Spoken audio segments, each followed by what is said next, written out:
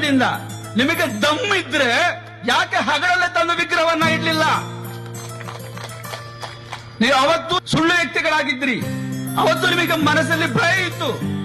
ನೀವು ರಾತ್ರಿ ಕಳ್ಳರ ತರ ಬಂದು ಆ ಮಸೀದಿಯಲ್ಲಿ ರಾಮನ ವಿಗ್ರಹವನ್ನ ಇಟ್ಟಿದ್ದೀರಿ.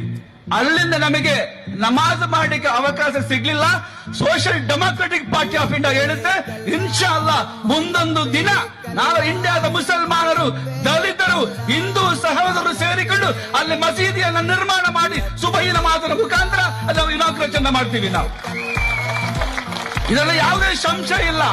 1992 ಡಿಸೆಂಬರ್ 6ನೇ ತಾರೀಕಿಗೆ ವಾಜಪೇಯಿ ಅವರಲ್ಲಿ ಕೇಳಿದರು, ಸುಪ್ರೀಂ ಕೋರ್ಟ್ ತೀರ್ಮಾನ ಇತ್ತು, ಯಥಾಸ್ಥಿತಿಯನ್ನ ಕಾಪಾಡಿ ಅಂತೇಳಿ ಪತ್ರಿಕೆ ಅವರು ಕೇಳಿದ್ರು, ನೀವೇನು ಮಾಡ್ತೀರಿ ಅಂತೇಳಿ. ನಾವು ಪೂಜೆ ಮಾಡ್ತೀವಿ ಅಂತ ಹೇಳಿ. ಆವಾಗ ನಿಮಗೆ ಧೈರ್ಯ ಇರಲಿಲ್ಲ ನಾ ಮಸೀದಿಯನ್ನ ಕೆಡಕ್ತೀವಿ ಅಂತ ಹೇಳಲಿಕ್ಕೆ. ಅವತ್ತು social democratic party of India ಇರಲಿಲ್ಲ, ಇವತ್ತು ಇದೆ.